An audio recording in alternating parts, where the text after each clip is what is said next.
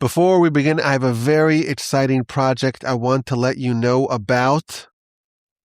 It's been a couple of years since my friend Mark Cantor has told me we need to have some way to access the old Parsha podcast files.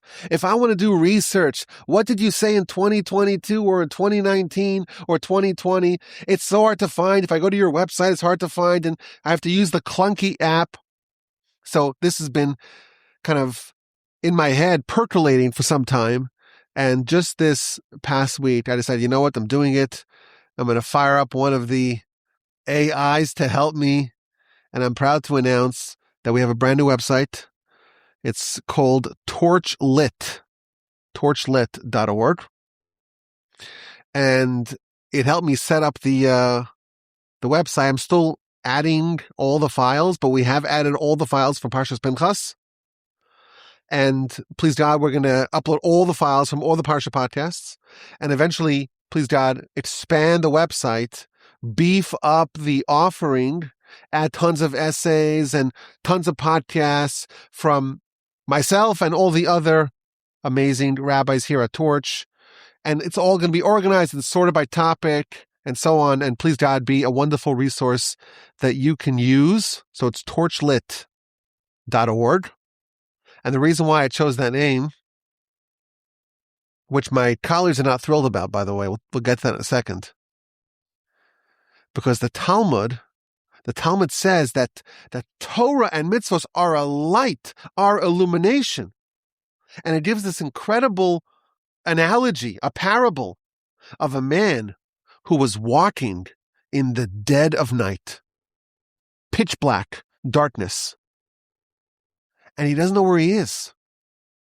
And he can't see even a foot in front of him. And he's worried. He's worried about the thorns and the pits and the thistles, and who knows what kind of wild animals are on the prowl, and who knows what kind of bandits are roving, and he doesn't know if he's heading in the right direction or not. There are so many dangers from every side. If a torch of fire comes his way, he has illumination. He could see. His path is torchlit. His journey is illuminated. So some of the fears subside. Now, he still could be attacked by a wild animal. He still could be attacked by marauding bandits. He still doesn't necessarily know which direction he's going, but he has some guidance. He has clarity. He has illumination. He could see. And once daybreak hits, he's not worried about the animals. He's not worried about the bandits. And once he arrives at a crossroads and he sees the directions, he's saved from all of his fears. This is a description of what Torah and mitzvos provide. They provide illumination. They're a torch of light. They are light and guidance and direction for a person in life. We're in life and we're so confused. What do we do? Where are we heading? How are we going to avoid falling into all the traps and all the dangers and getting entangled with all the thorns? There's so many dangers that are lying in wait to ensnare us, to trap us, to entangle our soul, endanger our soul. And Torah mitzvahs are the light and the torch and the illumination. So that was my idea, that with Torah, you could have a torch-lit life. And I told my son Shlomo, I said, well, what do you say about this name, torch-lit? He's like, yeah, it's lit, which I'll translate that for you because you don't know what that means. Lit means like it's super cool for Gen Zers or whatever comes after that. Z, Alpha. So that's the idea. It's a life illuminated by Torah. Now, some of my colleagues weren't thrilled with the name, but I went to GoDaddy. I bought the domain for $10. And I said, you know what? They don't like torchlit. Let me check torchlight. Maybe they'll like that better. Good news. Torchlight.org is available for $32,500. Or as low as $704.17 a month. I think I'm going to stick with torchlit.org. But maybe you want to look at it because it's a very bare bones. All we have right now is the Parshas Pinchas podcast from previous years. And I'm going to have to do the manual. There is a way to do it. I don't trust it so well, but I'm going to have to do the manual adding of all the other parshios, and then eventually all the other podcasts where it's sorted by topic and very nicely, neatly organized. And then please God, beef up this website. But I wanted to let you know about it. The first to know about it. Torchlit.org. It's Parshas Pinchas. This is the last of the Parshas in the Torah named after a person. This is a cool little trivia for your friends. Which Parshas in the Torah are named after a person? Of course, you have Parshas Noach. But what about Chaye Sarah, the life of Sarah? Is that named after Sarah? Or is that the life of Sarah? It's not quite her name exclusively. I don't know. You have to ask the judges. Then you have Parshas Yisro in the book of Exodus after Jethro, and Parshas Korach, and last week Balak, and now Pinchas, and this is the penultimate week in the book of Bamidbar. Next week is Matos and Maseh, a double parsha that's almost never separated. It's like been almost 15 years since Parshas Matos and Parshas Maseh were separated. Even during leap years, they're invariably together. The next time I think is in 2035. So next week is going to be the last Parsha podcast of this cycle in the book of Bamidbar. And we picked up in the aftermath of the very dramatic events at the end of last week's Parsha. Bilam, the sorcerer, the prophet of the nations, he failed at cursing the nation. But he was successful at providing devastating counsel that destroyed a large part of the nation.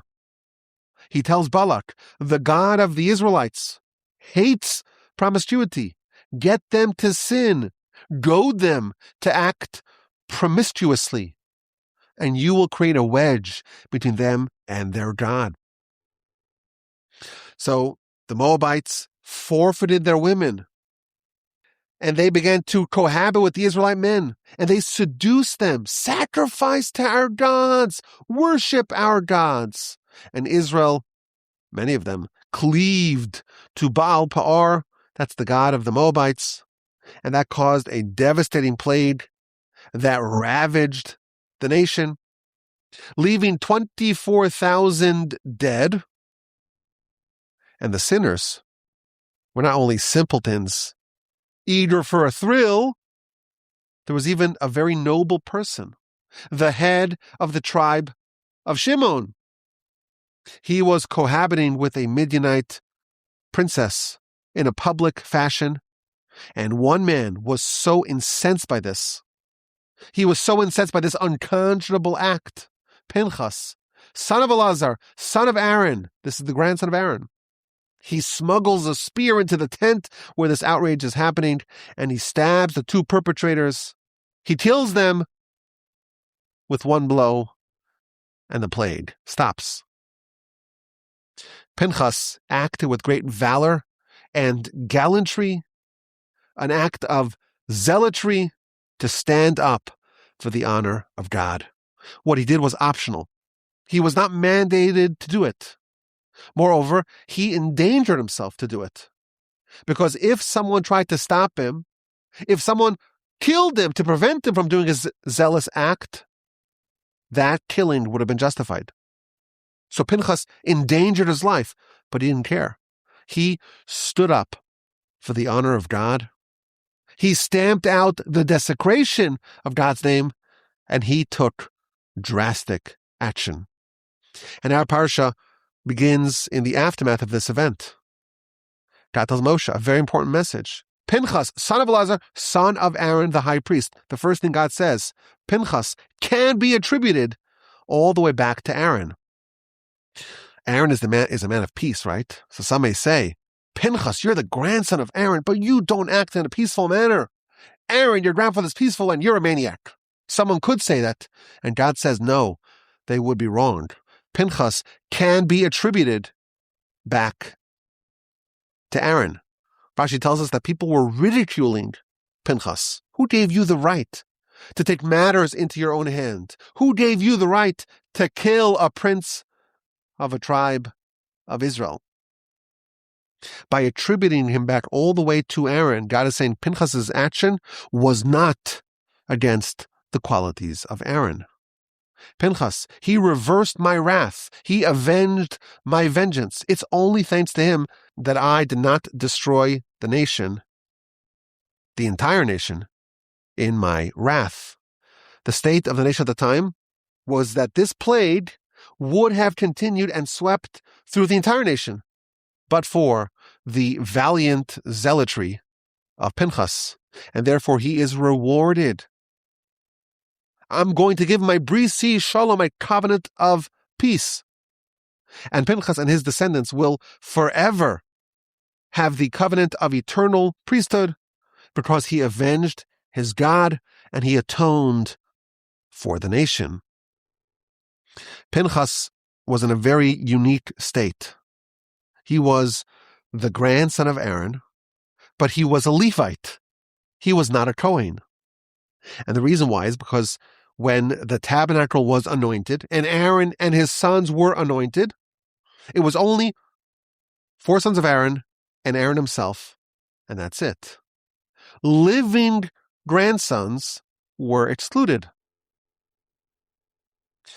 Pinchas was alive at the time, and therefore, even though he's a direct descendant of Aaron, he was ineligible. It's only grandsons of Aaron who were born subsequent to the anointing. Only they were priests. And now, thanks to this, God is saying he's going to be elevated to become a priest, him and his descendants forever, because of his valorous deed. There's a rule. When the tabernacle was anointed, it was only Aaron and his sons, but not his living grandsons. And the reason why the Maral tells us, one reason, is because at the time of the anointing of Aaron and Aaron's sons, Pinchas was a minor, and minors cannot be anointed. And by the time Pinchas matured, it's too late because you don't do repeated anointings. It's one event with the anointing of the tabernacle, you anoint the priests, and because he was not eligible at the time because he was a minor, he is simply disqualified. He's excluded. That's the first reason. The second idea, very interesting. Priesthood via anointment is suboptimal. A priest should ideally be born a priest.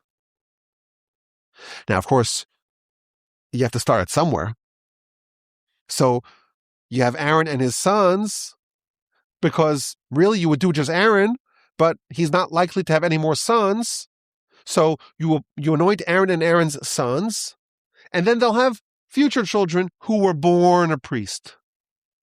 But because Pinchas was alive at the time, he was excluded.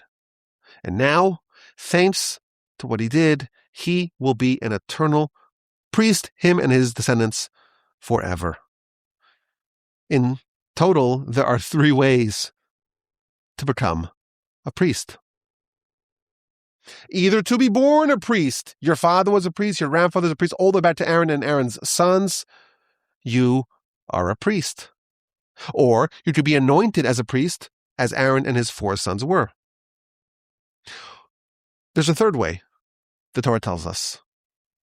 Pinchas is the only person who became a priest via this act of zealotry. There's something about what Pinchas did that warranted an independent acquisition of the priesthood. And it seems like there's some sort of parallel between Pinchas and his grandfather. The Torah tells us he's attributed to his grandfather. He's not someone who's acting in opposition to the qualities of Aaron. And if you examine how each one of them achieved the priesthood, you find some interesting parallels. Pinchas, he did this one act of heroism, of bravery. He ended the outrage. He ended the desecration of God's name. He ended the plague. And he earned, as a result, the priesthood. Why was Aaron deserving of the priesthood? We know the story. God tells Moshe, go save the Israelites from Egypt. Moshe says, well, send Aaron instead. I don't want to cause Aaron's feelings to be hurt by having his younger brother surpass him. And God tells Moshe, no, don't worry about Aaron.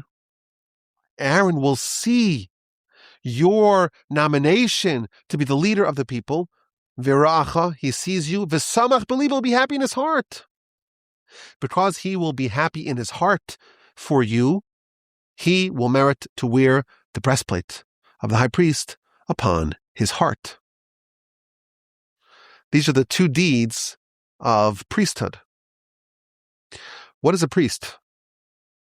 The priest is in charge of the temple, of the tabernacle, of the sacrifices. A priest is a servant. He's serving God. He's serving the people. It's avoda, it's service. That's the definition of a priest. Well, what's the definition of service? Service means to be dedicated to someone else outside of you. Service is all about selflessness. A servant is someone who is identifying themselves with others. My role is to serve others. Aaron is saying, I'm so happy for you, Moshe. It's an act of selflessness. I'm glad in my heart for you. It's an act of service. It's an act of selflessness. It's an act of priesthood. Pinchas is risking his life to stand up for God's honor.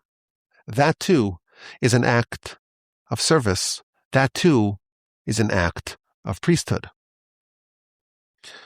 From my recollection, there are only two people who ended plagues in the Torah. The two people who earned the priesthood. Aaron, he brought the Ketores and he stood between the living and the dead, Parshas Korach. And here, Pinchas ended the plague. It seems to me that priesthood and the essence of priesthood, that is the foil for plagues. Why is there a plague? When someone thinks about themselves, when someone is selfish, that is what induces a plague. God reminds us that we're so interconnected, we're like this one big organism. That's what a plague is. A plague doesn't differentiate between people. It views a whole mass of people as one. It infects everyone. A plague views the masses as one entity. And therefore, a priest who is a servant, who is selfless, selflessness stops plagues. It's interesting that the first three passages of our Parsha, Pinchas, son of Elazar, son of Aaron the high priest, he reversed my wrath. He avenged my vengeance. And that's why I didn't destroy the entire nation in my wrath. Therefore, he receives the covenant, the bris, the covenant of peace. These verses, these passages are read at every single bris milah, circumcision. The covenant, the ultimate covenant. At every ceremony, we read these verses. The Parsha continues with the instruction to destroy the Midianites. The Midianites, they participated in this wily plan to destroy the Jewish nation. They forfeited their daughters to harlotry only as a means to goad the Israelites, to induce the Israelites to abandon God and to do idolatry. That's a crime that cannot go without a response. The nation is commanded to wage war against the Midianites. It won't happen this week. It'll happen next week. Following this instruction to wage war against the Midianites, there is a census. At the beginning of the book of Bamidbar, there was a census. And now at the end of the 40 years, there's another census. All Israelites from the age of 20 and up are counted. And they're counted by tribe and by family. And it goes through the tribes one at a time. And it enumerates how many members were in each tribe. And after 50 verses, the total, it's very similar to last time. 601, 730. A little more than 600,000. And we discover that in this census, there were only 2 people that were included in the first census.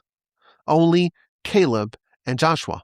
All the other people that were included in the squiggly 600,000 people census of the beginning of the book, they had all passed. They had all passed as a result of the sin of the spies. God was angry with the nation. God condemned the nation to spend 40 years in the wilderness and to have a generational turnover. Only the descendants of the adults at the time would enter the land. Joshua and Caleb, they were the exceptions. Everyone else who had been counted in the previous census had perished. All the people who were included in this census will merit to enter the land and to acquire a portion in the land of Israel. And we read how that distribution is going to happen. The tribes that have a larger population will have a larger share of the land. And the tribes with a smaller population will have a smaller portion of the land. Still, nevertheless, the distribution will be done via a lottery. And Rashi tells us, wait a minute, these 2 clauses seem to be contradictory. If it's done via a lottery, well, then it's random. And a big tribe can end up with a small portion, and a small tribe can end up with a big portion. It's random after all. It's a lottery. If it's determined by population size, well, then it's not random. So Rashi tells us what happened over here. 12 slips of paper with the names of the 12 tribes. 12 slips of paper with borders of portions of land. So you have 24 slips of parchment, probably not paper. And they're all jumbled into a box. And the high priest, Elazar, he's dressed with all the garments, with the Urim and the Tumim. He would prophesy, he would announce. The next 2 slips to be picked out of the ballot box will be this and this tribe, and they will pull out this and this portion of land with this borders. And the prince would come, would pull out 2 slips of paper, and invariably, one of the slips would have the name of his tribe, and one of the slips would have the portion of the land that Elazar prophesied upon, exactly as he prophesied. That's what was pulled from the lottery. Moreover, Rashi tells us, very interesting, the lottery itself, this is like the sorting hat. It would prophesy, it would scream out, I am the lottery, and I have determined that this portion of land is designated for this tribe. Following the census of the 12 tribes of Israel, there's a separate census for the Levites. The Levites, they're on their own track. They are not counted with the Israelites, and they also don't get a portion of the land with the Israelites. And just as was true in the beginning of the book, they are counted not from the age of 20 years old, but from the age of 1 month, and they do not get a portion of the land of Israel. They have cities distributed throughout all the other portions, but there isn't a contiguous portion of land that's given to the Levites, and the total number of Levites from the age of 1 month and higher is 23,000. When the subject of distributing land to the tribes and to the families was raised, we have the episode of the daughters of Tzlafchad.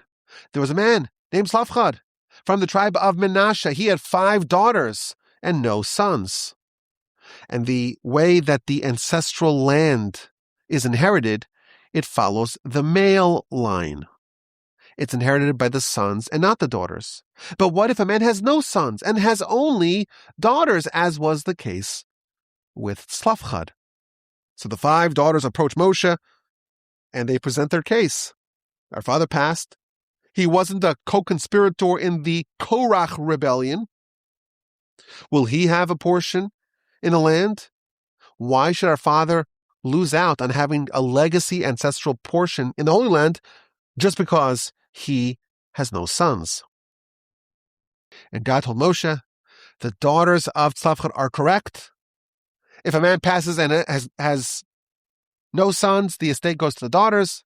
If he has no daughters, it goes to the brothers. No brothers, it goes to his uncles, and so on, continuously further and further out. The next of kin, next in line. Following the instruction about the distribution of the land, Moshe was under the impression that maybe if God told him the rules about distributing the land, maybe he could enter the land as well. Maybe the decree barring him from entering the land, maybe that decree was annulled. And God tells him, you can ascend the mountain. You could look into the land. You could visualize the land. But the decree is still in place. You will not be allowed to enter due to the events of Parshas Chukas, due to the sin of the Mei Meriva, of the waters of strife, due to the striking of the rock. Now you read the story, it sounds like God maybe is teasing Moshe. Moshe wants to enter the land, and God says, I'll let you see the land. You could see it, but you cannot enter it. So the cynic may say, God's like dangling the land before him, but not allowing him to partake in it. What's happening over here? Our sages tell us something very profound. There's a rule. Everything that Moshe acquired existed forever and was not destroyed. Even the tabernacle, Moshe built it, it was not destroyed. It was put away. It was hidden. It was archived. But whatever Moshe acquired on behalf of the nation, it was permanent. And this is one of the subtexts in the story of Moshe. Had Moshe entered the land, had he overseen the conquest of the land, then the nation would never have lost it. There would be no exile. And in order to facilitate the possibility of exile, Moshe had to remain on the eastern side of the Jordan.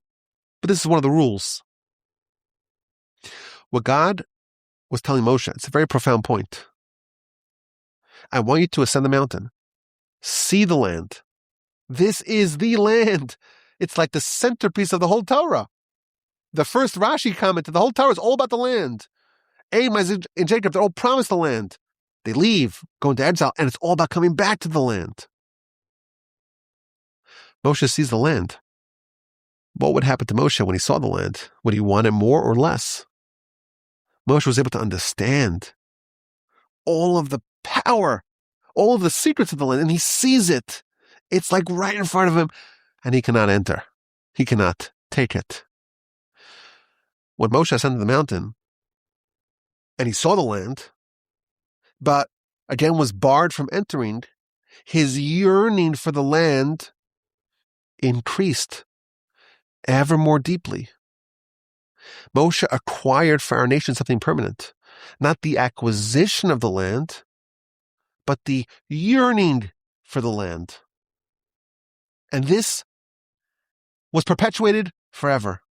And that's why one of the essential characteristics of our people for thousands of years is a deep, burning desire to go back to the land.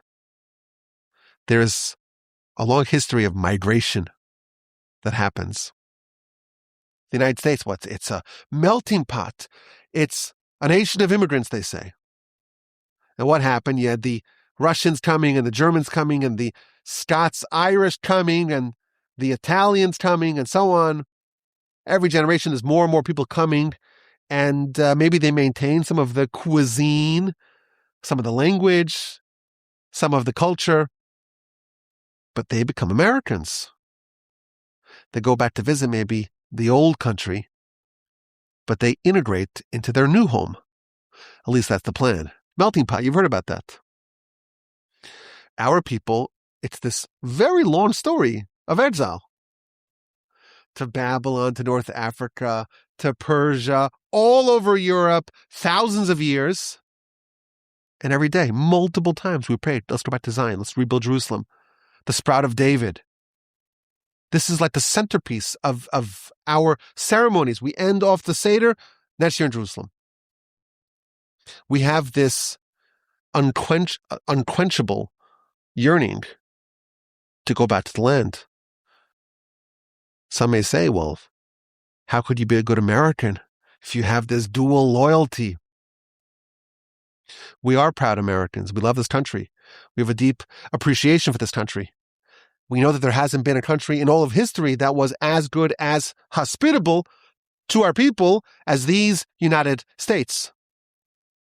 But Moshe acquired something that will never go away. A yearning. A deep, insatiable yearning for the Holy Land. And deep, deep, deep in our hearts, we know that that is our true home. And when was that acquired? Well, Moshe was told, go up there and foster and develop and deepen your yearning. That will be acquired by the nation, and that will be a permanent fixture of our people. Following this instruction, Moshe asks God for a successor. The nation shall not be like a shepherdless flock. Moshe is going to pass. He's not going to enter the land. Who's going to lead them? Moshe had some candidates in mind. Aaron's son succeeded him as high priest. Maybe my sons can succeed me. But God said to him, no, Joshua, you're a right-hand man, a man who is a man of spirit, someone who did not stop attending to you, who did not depart the tent, who's been a member of the academy for 40 years. He will succeed you. Appoint him. Designate him as your successor already in your lifetime. No one should challenge his authority or his legitimacy following your passing. Everyone should see that you should designate him. You should appoint him. He should stand in front of Elazar, the high priest, and in front of the entire congregation.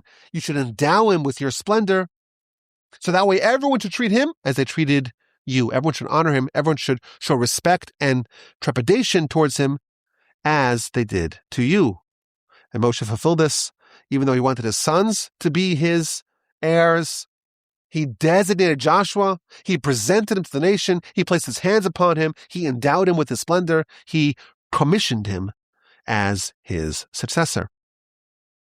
The Parsha ends with the special sacrifices brought on each festival.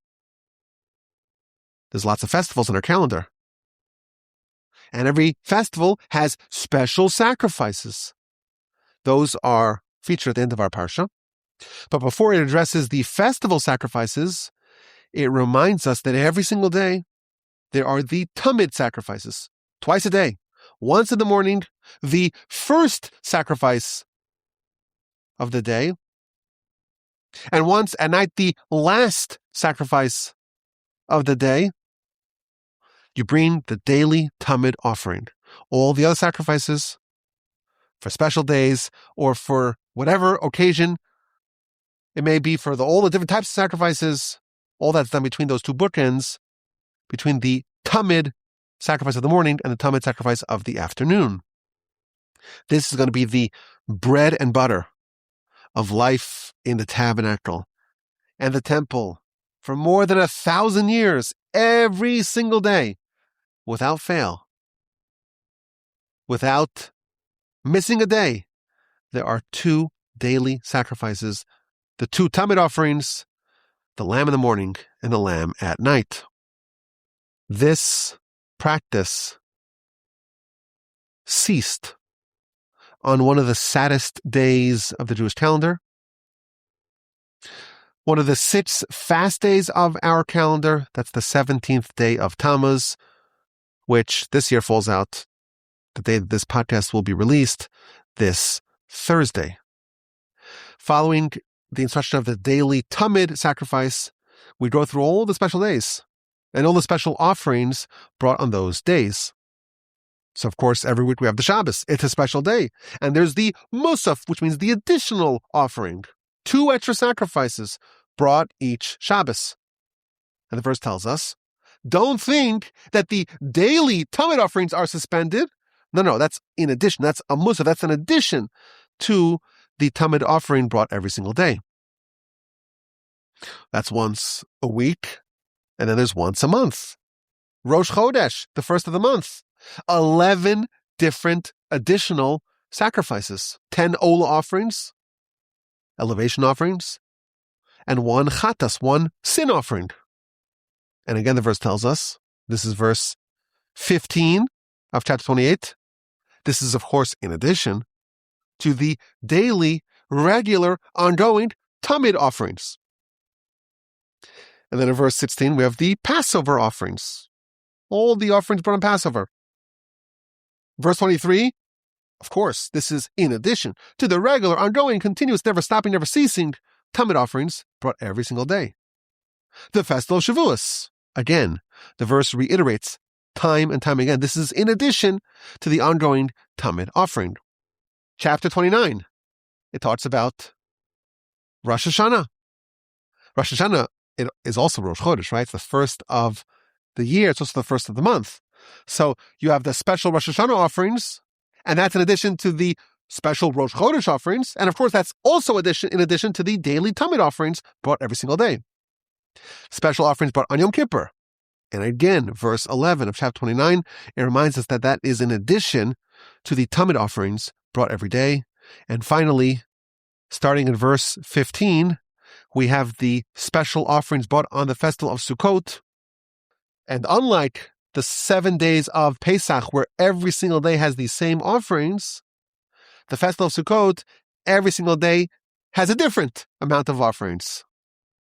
So in verse 12, you have day 1, and in verse 17 of day 2, verse 20 is day 3, day 4, day 5, day 6, day 7, and so on, and then day 8, which is the Shmini Atzeres. And following each one of these 7 days of Sukkot, followed by the 8th day, it repeats the refrain. This is in addition to the daily tamid offering brought every day. And the second longest Parsha in the Torah ends. Moshe conveyed to Israel everything that God commanded him. There's a lot to talk about in the Parsha.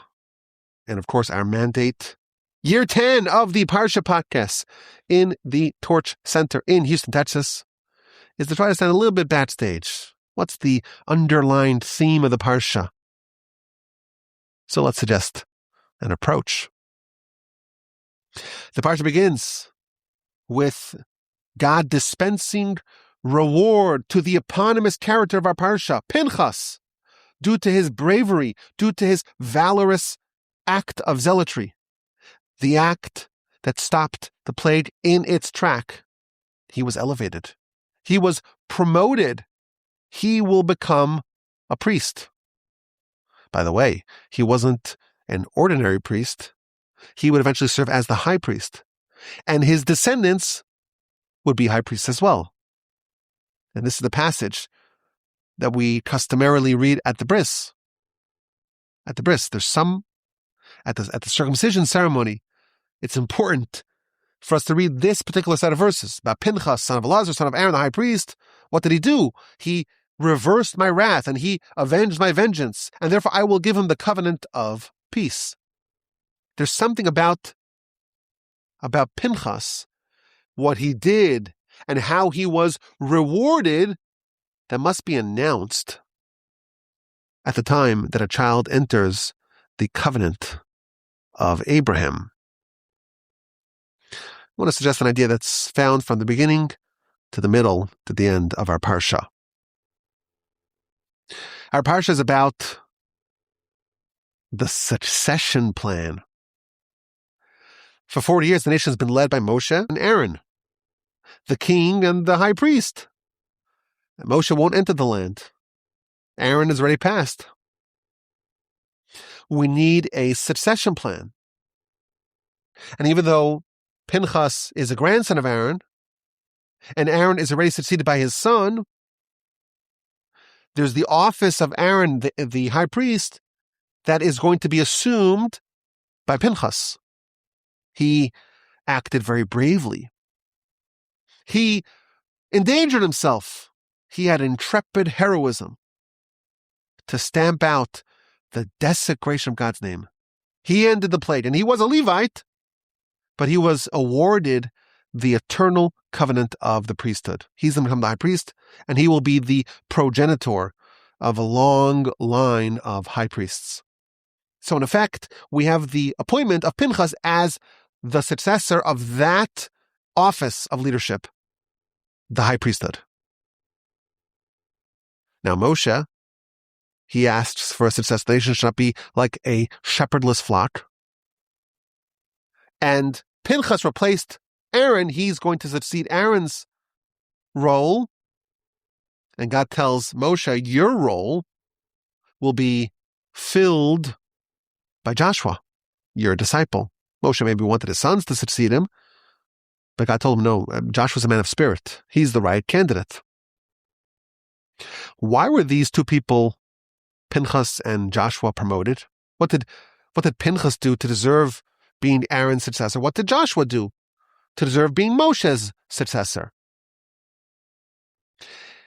If you analyze these two personalities, you discover that they were promoted for very different, almost opposing reasons. Each one of them achieved an incredible level of greatness to succeed Moshe, to succeed Aaron, but in a completely different manner. Our parsha begins with Pinchas's promotion. Now, we don't need to guess why Pinchas was promoted, why he received the eternal covenant of the priesthood. The Torah tells us his credentials. Pinchas, son of Elazar, son of Aaron the high priest, he reversed my wrath from upon the Israelites. God's wrath had been unleashed. There was a plague. And Pinchas reversed it when he avenged my vengeance. And that's why I did not destroy the Israelites in my vengeance. And therefore, he will get the covenant of peace. Him and his descendants will have an eternal covenant of the priesthood, for he avenged his God, and he atoned for the Israelites. When Pinchas saw the outrage happening in the camp, he took action, even though it was very dangerous. He could have been killed. It would have been self-defense. He risked his life to stop this outrage, to avenge God's vengeance, and he saved the nation. It was this deed that catapulted him to be Aaron's successor. Ever since the tabernacle was anointed, Pinchas, he was present. He was a grandson of Aaron, but he was a Levite. His father was a priest. His grandfather was a priest. His uncles were priests. His cousins were priests. His brothers were priests. He was the only descendant of Aaron who was a Levite. He was ineligible because when Aaron and his sons were anointed, he was already alive. Maybe he was a minor, whatever reason we talked about. But with this valorous, gallant act, he risks everything to end the desecration of God's honor. He was rewarded, and he was appointed as Aaron's successor. Why was Joshua chosen? The Torah tells us only one thing about Joshua, why he merited to be Moshe's successor. Chapter 27, verse 18. A man of spirit. Joshua was a man of spirit. What does that mean? So the Midrash gives us some more detail. Joshua was Moshe's attendant. He never departed Moshe's side. Day in, day out, if you saw Moshe, Joshua was right next to him. And even when Moshe ascended the mountain, and he was away for 40 days and 40 nights, and no one was allowed to ascend the mountain with him, Joshua walked as far as he was allowed to go, and that's where he pitched his tent, and he waited for 40 days and 40 nights.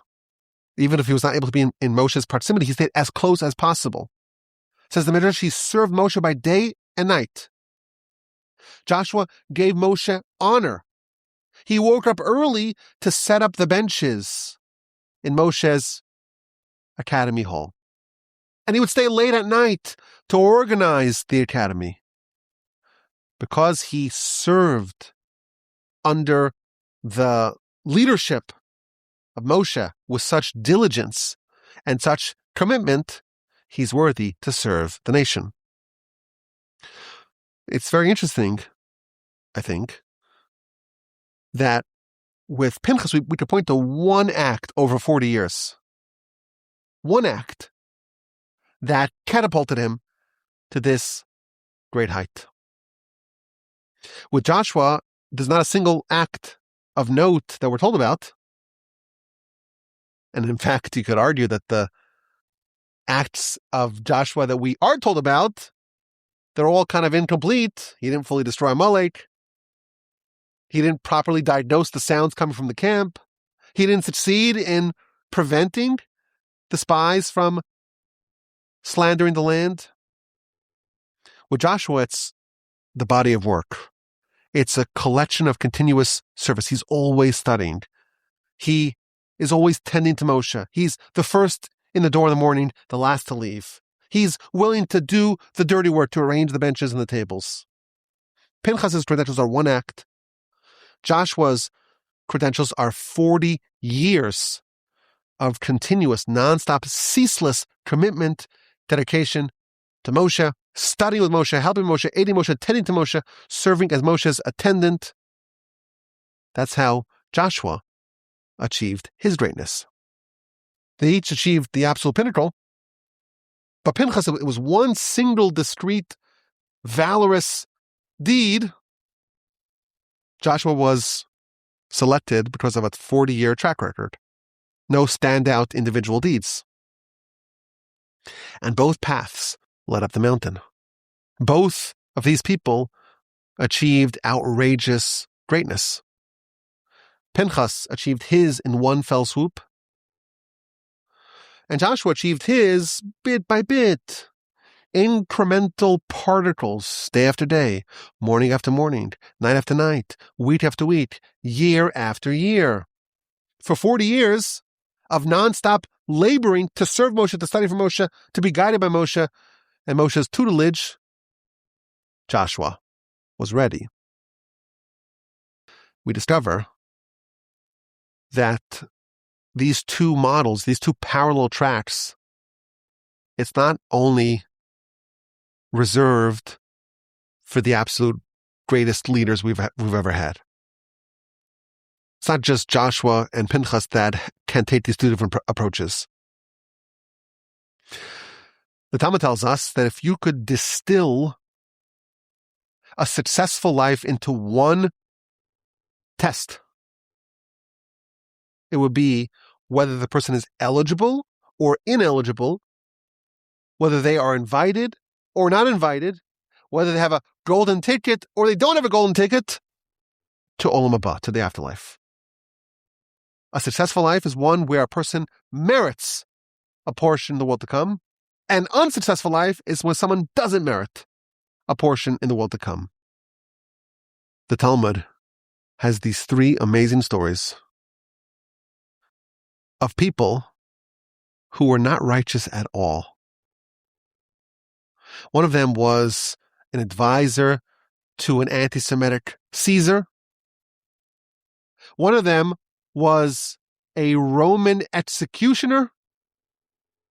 And one of them was an addicted patron of harlots. Three people that you would not identify as being super righteous. But each one of them did some one act, some one valorous, heroic act. And following each one of these stories, the Talmud tells us that there was a prophetic voice saying, Katia bar Shalom, the Roman advisor to the anti-Semitic Caesar, and Eliezer ben Durdai, the addicted patron of the harlots, and this Roman executioner, you have succeeded. You have merited an invitation, a coveted invitation to the afterlife. You earned a golden ticket. And following each one of these stories, the Talmud tells us, some people, they must work an entire lifetime to achieve this status, this designation. Others earn it in 1 hour. There are 2 roadmaps that we can take. If we too want to be included in the rarefied group of people who succeed in life, who earn a ticket, there's the path that takes many years. The slow grind, day after day, week after week, month after month, year after year, decade after decade, many years. Slow and steady, bit by bit, incremental steps. Maybe we could call it the Joshua path. That's one way to achieve an invitation, to earn a ticket. And there's the second path. In 1 hour, in one fell swoop, the Pinchas path. The first 3 verses of our Parsha are read at a very special point in a baby, in a Jew's life. Right before the circumcision ceremony. They read this selection of verses. Pinchas, son of Lazar, son of Aaron, the high priest, he reversed my wrath, he avenged my vengeance, he will have the eternal covenant of peace. Perhaps we can suggest the circumcision, it's one act. It's one deed. And what happens to the child? With one moment, they are incorporated into the special fraternity of Abraham. And the blessing that we say after the circumcision, Asher Kidash Yedid mi beten. This baby is a beloved one of God. How does a baby become a beloved one of God? What did the baby do to earn that? They did nothing. They joined the fraternity of Abraham. They were incorporated into the covenant of Abraham. And what did they do to earn that?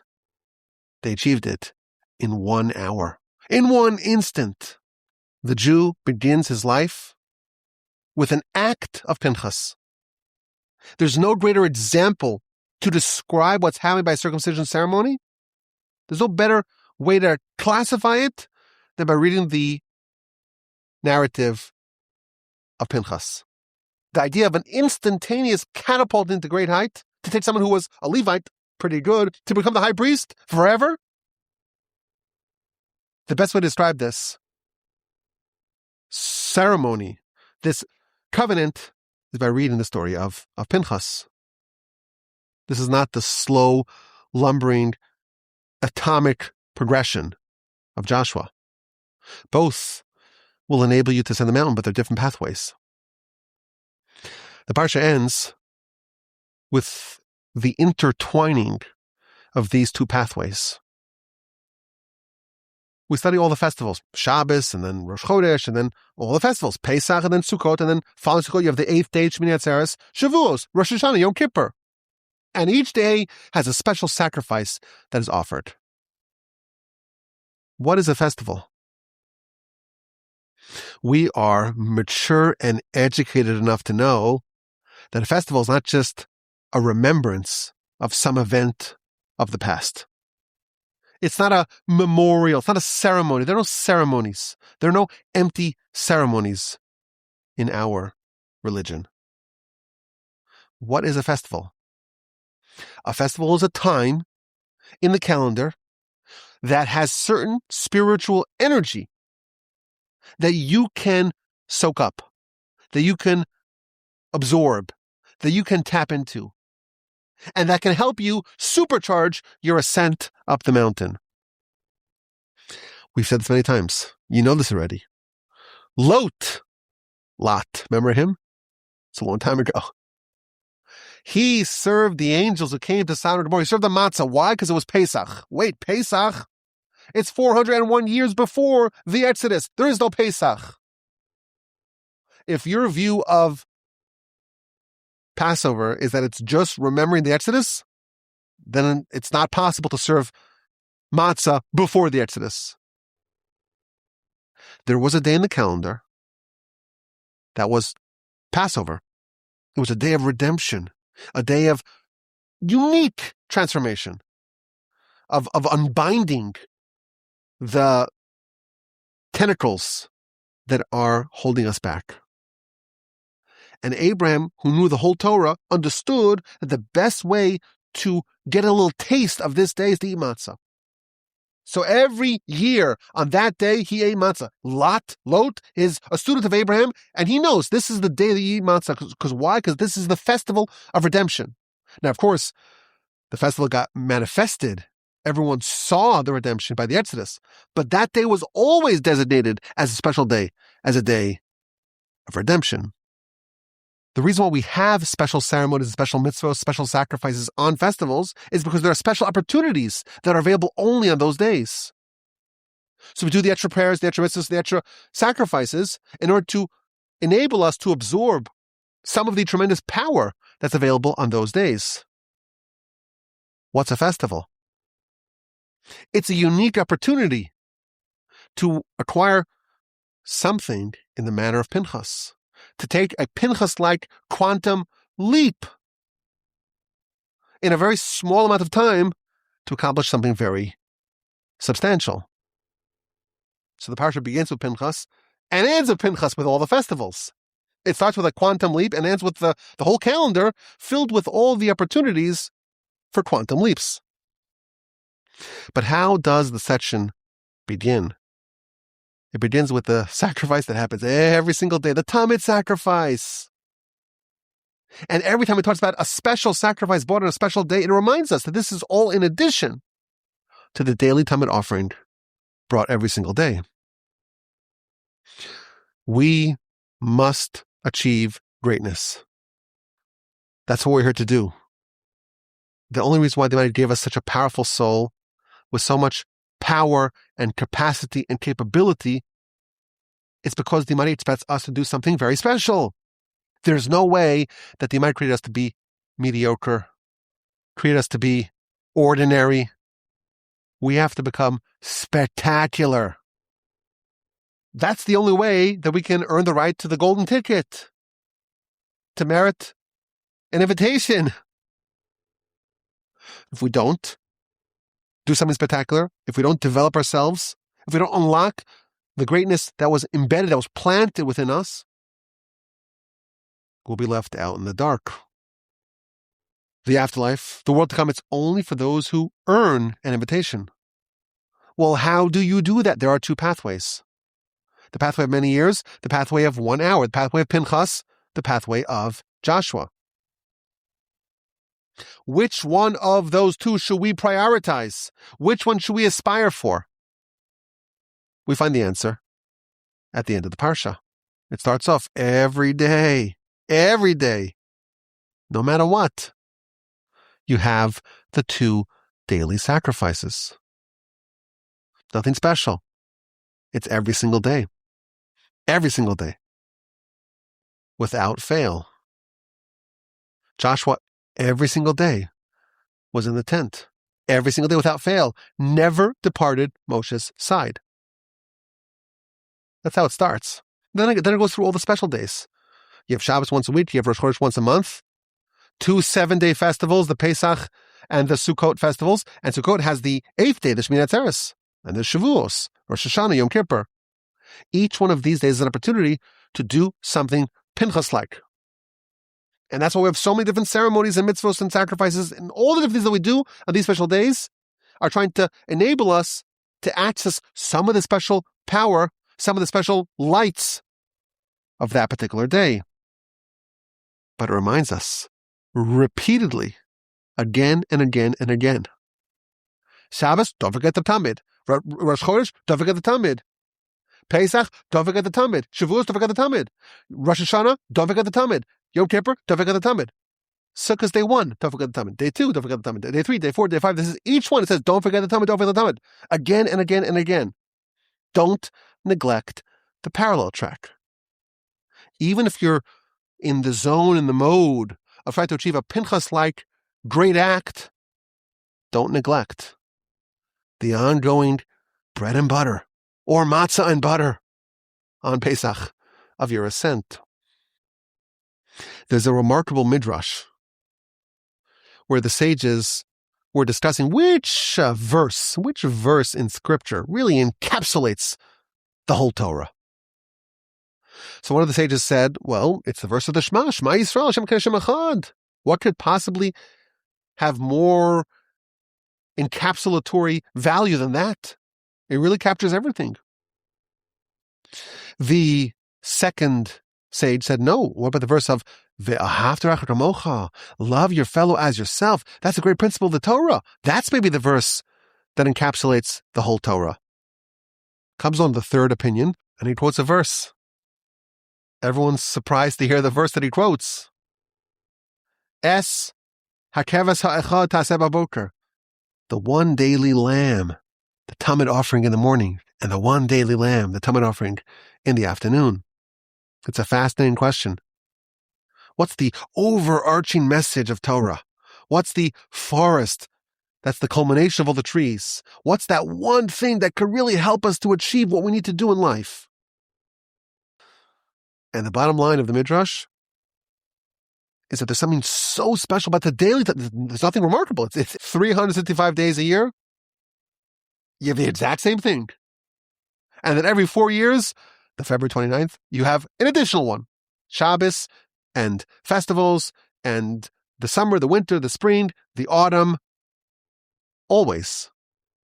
There's something about the consistency. Is it the biggest individual mitzvah in the world? Maybe not. But there's something about it that shows us a pathway to achieve something really transformative. I do it every day. Every day. It's who I am. It's part of my life. I need it. This symbolizes my submission to God. A true servant can't take a day off. In whatever area I do every day, in that area, I'm a true servant of God. And if you're a servant of God, you're going to end up with a ticket, a golden ticket to the afterlife. On the 17th day of Tammuz, that's the beginning of the 3 weeks of mourning, culminating, of course, in the 9th day of Av, there were 5 calamities. One of them is that this is the day that the Tamid offering ceased. For hundreds of years, they didn't miss a single day. But it's the World Cup. But there's the Knicks won. The Knicks won. Oh no, the Knicks won. We have to go to celebrate by hanging off poles and stealing garbage cans. There's no day you take off. But I need a vacation. This is something that you don't take a vacation from breathing, right? Every day you got to breathe. Every day you got to be in the tub. It's who you are. And when that ended, the pathway to destroy the temple, to destroy Jerusalem, was opened. We're vulnerable. We don't have that anymore. Today we don't have a temple. We can't bring daily sacrifices. But we each must and ought to find something that we do consistently. Is there something I can do every single day that symbolizes that I am submitted before my Creator? I would encourage everyone to find something small, very small, so insignificant that it's so easy to do every day. But something that you could do every day. Because when you do something every day, in that area you're saying, I'm growing a little bit, I'm advancing a little bit, I'm taking a tiny, micro, nano step. A tiny step. A tiny step, following a tiny step, following a tiny step for years and decades. That's how Joshua achieved to be the successor of Moshe. If you find one thing to do consistently, rain or shine, that's a very firm base upon which you could build a splendorous, magnificent, spiritual edifice. But of course, always be on the lookout for the big one, for the opportunity to achieve something absolutely monumental. In 1 hour, everyone will have an opportunity to do something Pinchas-like as well. The dual track, that is our mandate. I appreciate you listening to this edition of the Parsha podcast. My email address is, should you choose to email me, is rabbiwolbe@gmail.com. And should you choose to not email me, I'm a little sad. But it's okay. It's okay. But maybe you'll reconsider. rabbiwolbe@gmail.com. I hope you have a wonderful day and a wonderful week. And now we know what Shabbos is like, right? It's like every single week, there's some dramatic Pinchas-like opportunity that happens each week. It's the fountain of blessing. Wow. What an opportunity. Have a wonderful Shabbos upcoming. And please, God, you'll make the most of that opportunity. And please, God, we'll gather together again next week for another edition of the Parsha podcast. And again, the email address is rabbiwolbe@gmail.com.